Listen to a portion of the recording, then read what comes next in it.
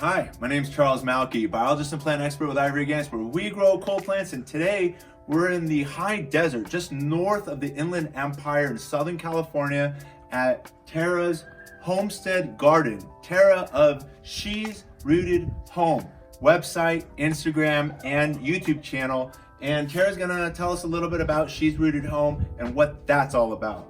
So yes, we got started here in the Southern California desert just wanting to grow food that was beneficial and healthy for our family. And so we got started with 6 raised beds and filled those up with some soil, started growing some things, realized it was a little harder than we thought. So we did some research and we started fertilizing. We started learning about our growing zone and what grows well here, how long our growing season was. And we just started experimenting with plants, and over the time of probably about 2 years, we've been able to, bless our family with food from our own garden and even expand into our backyard, adding fruit trees and so many things. That's fantastic. I had the honor and the privilege of touring your property, and just before we get started, just so you mentioned grow zone, let's talk about what grow zone you're in compared to mine, compared to those that are living in Hawaii, just like how drastically different, and all the success that you're having here again in the high desert grow zone, which is comparable to, for example, John Kohler, who's growing in Las Vegas. And then you've got Jake Mace, who originally was growing in Arizona. And Seamus O'Leary, another one that's just in or near Phoenix, Arizona. They're all growing in extreme climate, and as are you, as I'm going to share right now with the viewers in regards to what your grow zone and what you're dealing with over here. Let's share that first. So for those of you that have been following me over the last 4.5 years on YouTube, you'll know that I live in Los Angeles, and specifically my zip code grow zone is a 10B. And the significance of living in a 10B grow zone is not necessarily so much as how hot it is. Most plants can deal with extreme heat, but the thing that will kill most plants will be the nighttime low nights of winter, and that's the things that usually control what you can and cannot grow. And again, with a 10B grow zone, our nighttime lowest low temperature average is about 35 to 40 degrees. So it hovers well above freezing, and our average first frost date is January 1st to January 10th and ends by that last week of January, between January 20th to January 31st. So in a matter of a few weeks, we encroach on our possible first lowest low nights that are above the frost zone, because our average lowest low is only between 35 and 40, so it's above freezing even when it gets really cold for us in my grow zone. And then it passes by the last week of January, and that's why I always teach, like in my grow zone, if you're pruning your trees, that after that last chance the frost has passed, that's an excellent time to start pruning your trees, because they're going to start growing immediately or shortly thereafter and begin to heal. Your grow zone now, here we are in grow zone 8B, and an 8B grow zone has their average first frost, and remember in LA it's early January. For you, your early frost begins on November 1st to the 10th and continues all the way. Last frost date is April 1st to April 10th, with your average coldest low nights average are between 15 and 20 degrees. A solid like 10 degrees below freezing. All of those nights starting early November through early April. I mean, that's like a half a year with nighttime lows that are below freezing. And you've accomplished so much success in your garden with growing figs. I'm looking at watermelon, I'm looking at cantaloupes, I'm looking at, behind me you might see here on the camera right now is a peach tree that provided a ton of peaches. And who would have thought bananas? I'm going to share that with you in just a moment. But before we do, tell us a little bit more about what is She's Rooted Home all about, and what have you done, and when did you start it? And I know right now with the last seed exchange event that we had over 350 people participate, which is huge. And that's an excellent network you've already created across the country and continue to grow. But tell us a little bit more about it. Okay, so I started She's Rooted Home probably about 2 or 3 years ago. I just needed this outlet to kind of share my desire of crocheting, but also this new desire of growing in the desert. And so she's rooted home with this little tagline of cultivating a homestead, organic lifestyle, and crochet basics. And I'm pretty much just sharing my life of cultivating a homestead, like what it takes, adding some chickens, adding turkeys, adding fruit trees, and then also making things in the house with the kiddos. We've tried soap, we work with sourdough, we crochet our washcloths, and so it's just this lifestyle of getting back to the basics and sharing that with others, that it is doable no matter where you live, in an apartment, if you're renting a house, or if you own a house. You can start small now, and you can build on that and take those skills with you wherever you go. I'm excited. You and I have been communicating through social media and a few phone calls over the last year, and I've obviously sensed great things happening here, and I'm hoping you join me in this follow. Before we take the tour, I just want to make sure that you immediately link and connect and subscribe and follow Tara, starting at her Instagram. Make sure that you save and bookmark her website, and I know you're typically sharing content throughout the month as well. There, in addition to join her in her new YouTube channel also, She's Rooted Home, and show your support there by subscribing. Hitting that push bell notification is really important, so that you get notified of all of her lessons that she's going to share as we continue through the growing season. And now, here we are now, early September, and so we got October, and November is just a couple months away. Your first frosts are approaching, whereas for us, about an hour away. We don't have that chance to frost for about another 3 to 4 more months. I'm thinking of my fall garden, probably planting it this next week, and you probably got at least a couple more months on your summer garden. I'm now starting also. I'm sowing seeds and knowing I'm going to get to enjoy those during November, December. That's whereas awesome. I know over here you're dealing with a lot more tenderness, risk. Yes, we gotta make it fast if we want that fall garden. But there's so much success, so much love, so much happening here, and excited to start sharing that with you.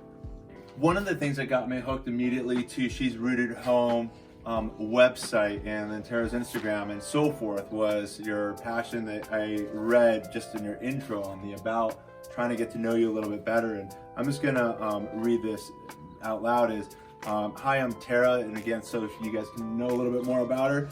Wife to one incredible man who's right there, Chad, and homeschooling mom of 3. I'm a Southern California girl pursuing the country life. My dream is to one day own our very own farmhouse with a wraparound porch and large fields. There will be chickens, ducks, goats, bees, sheep, and at least 1 cow. I've always loved the idea of a farm. I love animals, and I'm a sucker for anything baby, which is how the farm started. At a Tractor Supply, chicks are my weakness, and for me that was my hook, because I've also had a ton of animals growing up. I've had ducks, I've had turtles, I've had my koi pond since I was in junior high or high school, and dogs.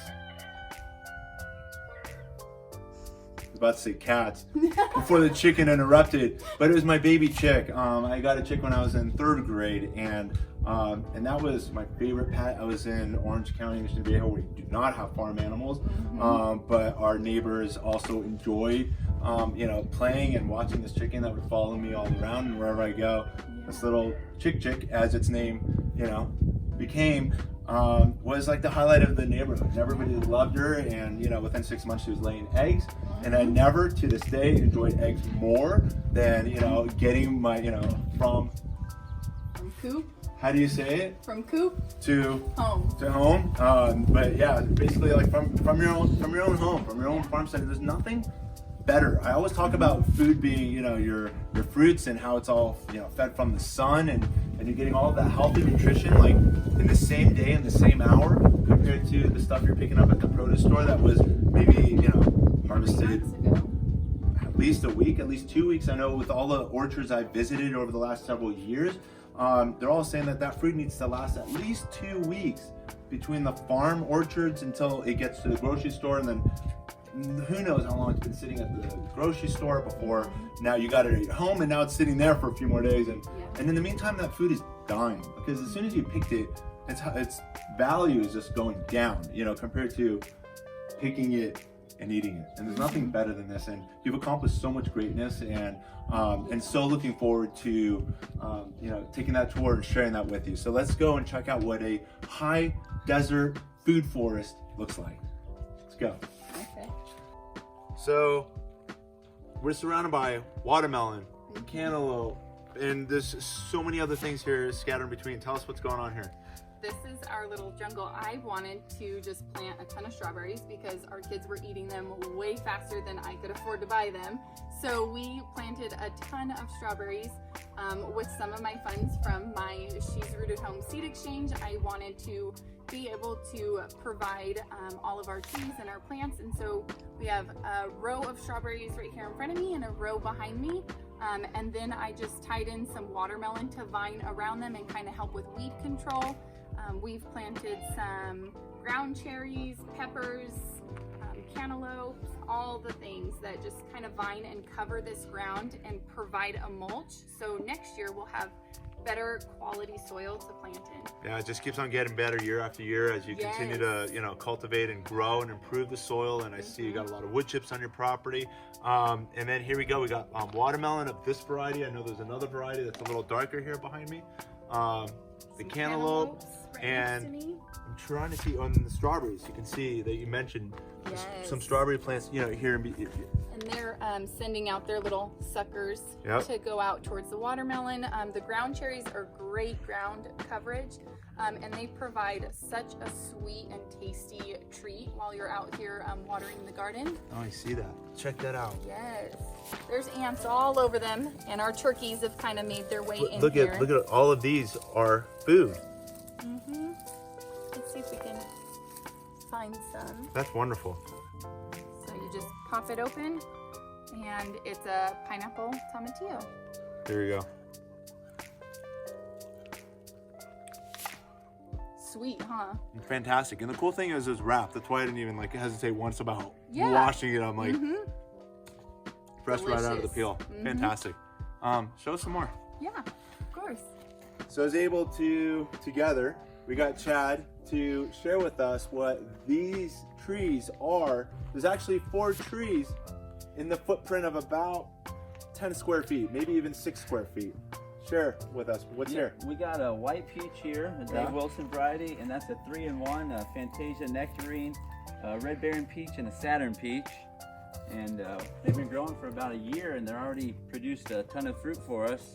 That's fantastic. You mentioned earlier, how many fruit did you say? This one tree right here produced over 200 peaches. So obviously I had to thin them off. That's fantastic. It was amazing. The cool thing with actually planting your trees this densely close to one another is a concept of Dave Wilson, which is the backyard orchard culture of, you know, planting similar trees in a close footprint. So the value of planting your trees densely as you've done is a concept of Dave Wilson Nursery backyard orchard culture, whereby planting these similar trees, over here is the white peach, and then the Fantasia nectarine, and then you've got the what was it also? Red Baron peach. The red Baron peach. Saturn peach. And a Saturn peach. All of them being related. The peaches and the nectarines and the white and the yellow peaches, they're related and they'll cross-pollinate each other, improving the fertilization between the pollen and the ovaries of all the different fruits. In addition to, and a lot of research will say, it also improves the fruit quality as well. So you're gaining all of these benefits by them all cross-pollinating one another. And I've noticed you've also mulched, which is fantastic. You've got a nice 2 to 3 inch layer of wood chips around all of your fruit trees throughout the garden that I visited. And the value of this is what? Do you want to share? Yeah, it traps the moisture, keeps the moisture in the soil so we don't waste water. Being out in the desert, we do get hot summers. It also helps promote all the bugs and stuff in there to break down and convert some of this into usable food for the trees. That's wonderful. So it's saving on water by helping to retain moisture. I know also being in the desert, we're here in the upper desert, the days are in the hundreds throughout the summer, and it's helping to keep the soil cooler. And in the winter, it's actually got the exact opposite effect. When we take a look at your bananas, I know you're getting ready to now start mulching and prepare to pull them through winter, is it keeps the soil warmer during the coldest nights. So a ton of value by wood chipping. And I also noticed that you've also got a green tree trunk. What's this? Yep, that's right here. We got yourself some 3-in-1. And I use this product once I found out about you. I've been using it religiously, and it's really working well. And it's keeping the bugs off also. They haven't been getting my fruit.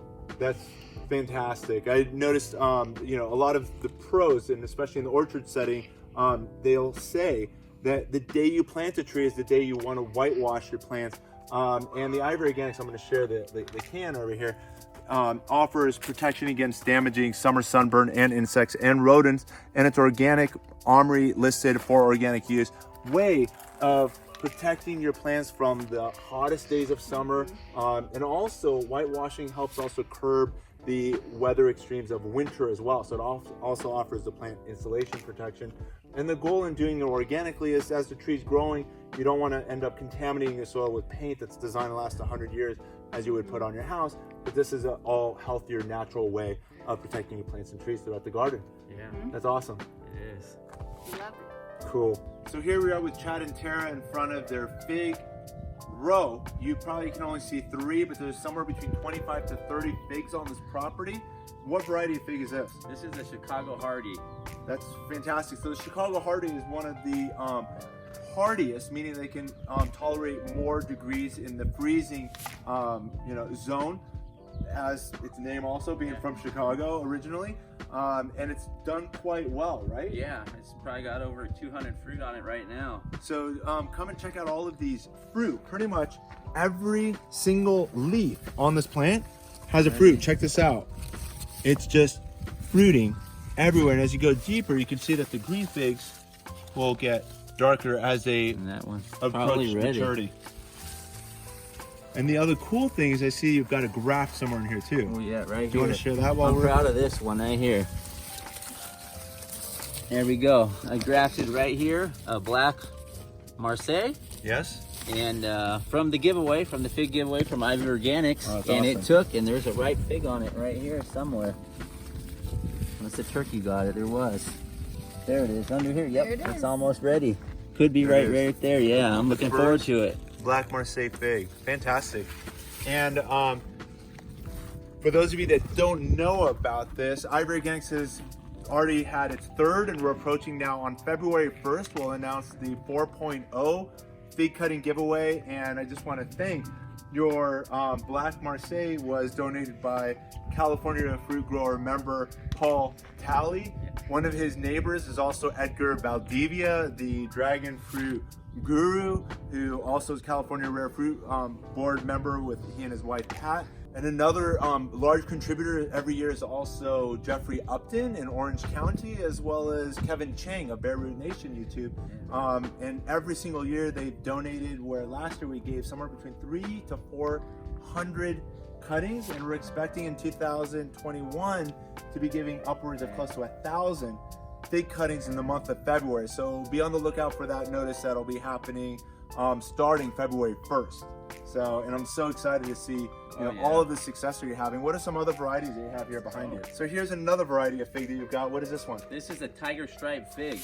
You could take a close look at this beautiful wood that's variegated in these different colors, and the figs in themselves, they also have they're yellow with the green stripes, or green with yellow stripes in them, and real beautiful looking fig. I love it. And I know the panache, also sometimes called the tiger fig, has a flavor that resembles like strawberry. Yeah, strawberry. So it's a delicious tasting, and then it's green with white stripes, so it's beautiful to look at.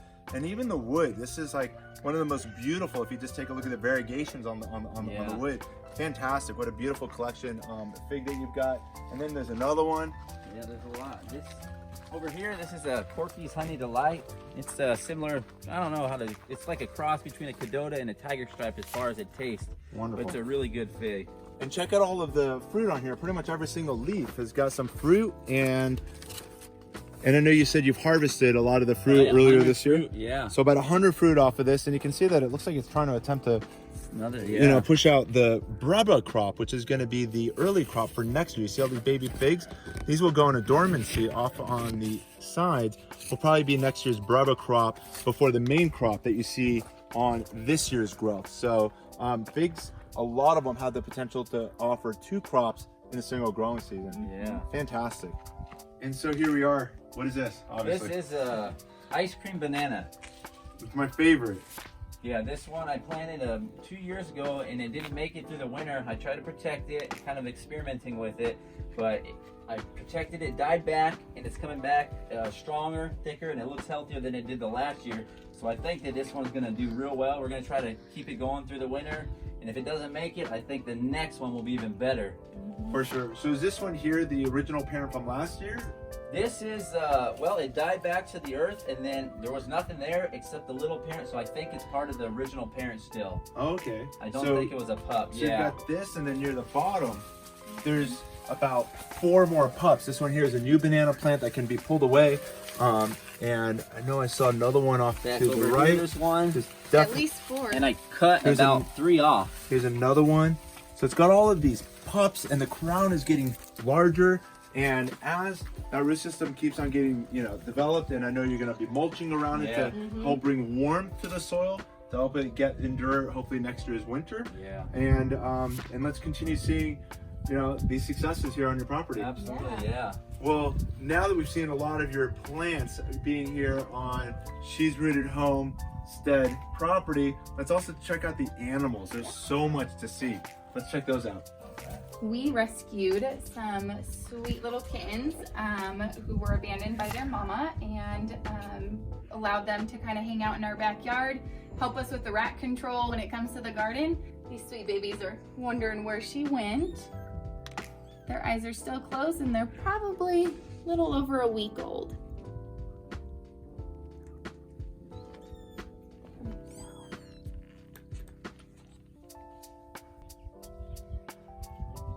So over here, I know we're supposed to look at animals. We got a couple here, and a couple more are coming in the shot.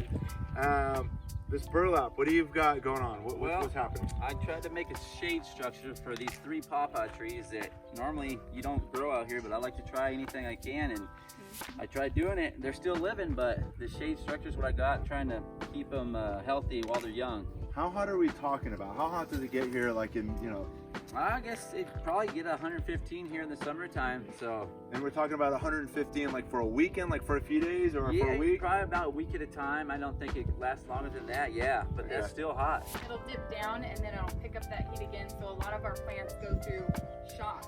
How about hundreds? How much of summer is over 100 degrees? I'd say we're right around 90 to 100 for basically the whole summer. The whole summer. Yeah. So it's really hot, hence you created this shade structure. All of these pawpaws are in ground, protected from the animals. And I love the fact you're experimenting, because the goal is like, some things you'd least expect take off, and sometimes the things that you really want just don't work. And you also got to keep in mind that every property has a lot of different microclimates, being some parts of your property that are extra hot, and other parts that might be more shady. And you got to experiment also with the different parts of your real estate. But check out, if you haven't already, look at all the fruit. What is this over here? This is the Lang Jujube. A jujube. And it's doing good. It looks like baby pears. Yeah. And again, hundreds of fruit in the high desert grow zone. 8B, correct? Yep. And then there's another one over here to my right. And the leaf. And this is now the Lee variety. Yeah. Another jujube tree. Again, covered in fruit. And we're going to be concluding the tour of the fruit trees, but you can see it just goes on and on and on, all the way around the property. Approximately, I'm guessing 50 to 100 fruit trees. About 80, about 80 fruit 80 fruit trees. So fantastic achievement, and still so much more land to go. Yes. And still something that I'm sure you can easily thrive and succeed just living off the land and saving many trips to the grocery store by doing what you've accomplished. And now let's Tara share with us some of the living things that you've got on your homestead. So right here you can see 3 of our turkeys. I got them because I really love the sound they make, although they don't like to do it when I try. It is a good laugh for us to hear them make the gobble. So I see you caught one of your cuties. Introduce us. This is Corella DeVille. This is our most ornery duck. Something that most people believe about ducks is that they will fly away, and that's actually not true. When you've owned ducks on your homestead, they don't know about flying south for the winter. They just know where their food and water source is, so you actually don't have to worry about losing your ducks in the winter. So I've read a lot, and I've done some of my own research, and I've had also ducks for a brief period of time, and I read some research where you're supposed to also clip their wings, and as you mentioned something about them flying south for the winter. Do you need to clip them and do any of those things in order to keep them on your homestead? No, I actually don't. In the past, we have clipped one side of their wing, because if you clip both sides, they have enough balance to keep flying. So you just want to clip one side. We want to give them the opportunity to get away if need be. So we actually leave their wings, and they are a little hard to catch. There they go. You got them out. I got time out. So Tara, Chad, thank you so very much for that tour, and also want to thank Tara for this gift that I got from my seed exchange partner that I was introduced to by you. Her name is Sarah Lang, and she's in Orange County. And I just want to say thank you for my gift with the seed exchange, just to share with those viewers that are not familiar. And it's been growing exponentially well from year to year. And I'm glad to be a part of your fall of 2020 seed exchange, and the next one's coming up in spring. So be sure to go to shesrootedhome.com website and look for that seed exchange link and share your contact information, and I believe it's about $10 to sign up, and then you get paired up with a partner that's going to contribute up to upwards of $50 worth of seeds that they find special to them that they want to give to you. And my seed exchange partner, not knowing what seeds I wanted and felt like I already have it all, even though I always like knowing what you're growing, and if you want to share with me, I'm always all ears and all eyes open. But she shared with me these birdhouses, and not one, but I got like 3 of these birdhouses, which I'm saving to put up in later winter, so that as the birds are looking for a home, I'm hoping I'm going to have a lot of birds on my property, which will also help with pest control. And thank you so much for that. And then she got me like this organic hummingbird juice to go with my brand new, which I don't have on my property, at least not in the last like few years, since my last hummingbird feeder broke. But I got a brand new beautiful hummingbird feeder with the attachment, you know, to put on my property. And just such a wonderful gift for $10. And plus another friend that we're now connected to, you know, via social media. And thank you again so much for that. And is there anything more you want to share in regards to the viewers, and you know, maybe the inspiration or how they can better get connected, or more about what it is? So the seed exchange started from this idea of wanting to connect with other gardeners and growers in the high desert. There's not a lot of people growing a food forest, and I wanted to meet those people that were, and I wanted to see what grew well in my growing zone and learn from them, because I'm just experimenting. And a lot of people would come up to me and mention how they wanted to learn from me, and not being an expert but wanting to share my knowledge, I decided to group together gardeners in the same growing zone, so you can learn from an expert gardener and you can share what you've already learned with somebody else that's beginning in a stage maybe a couple months sooner than where you're at in your garden. And so it's this idea of building a community of growers in the same growing zone and learning from one another and taking that knowledge to grow your own food forest. That's fantastic. And also on the Ivory Organics YouTube channel, the goal is always just to help one person. Yes. And I know now you're helping hundreds of people, and on your Instagram, she's got a network which she didn't buy. It's organic and naturally grows, and you can see it by all the views that she shares and the stories that she shares, all related to her homestead lifestyle. And one other thing you said is you created this whole network to get to know your gardening community in this high desert. But you've reached me all the way out in Los Angeles. I'm sure your network has reached probably further than that. Yes. How far is your seed network exchange network? Well, we actually did our first seed exchange. We opened it up to Canada, and then this fall exchange we didn't open it up to Canada because I have to get some things in order and make sure that that's possible for our spring exchange again coming up. But as far as Canada, all the way throughout the United States, even into Hawaii. That's fantastic. That's wonderful. I love sharing, and as we also just did with Chad and those fig trees and those cuttings that are now thriving and fruiting, is you know, seeing stuff that was on my property that's now taken off here is beyond rewarding. And you've done the same thing with the Seed Exchange Network in sharing these knowledges and sharing other people's experiences and pairing them up across the country and around the world now. Yes, now around the world. I just think it's incredible when people can come together and share their skills that they've learned with somebody else who wants to start out. And I think that's where people can really thrive and grow a garden, when you're willing to share your knowledge, because it's difficult to grow some of these plants.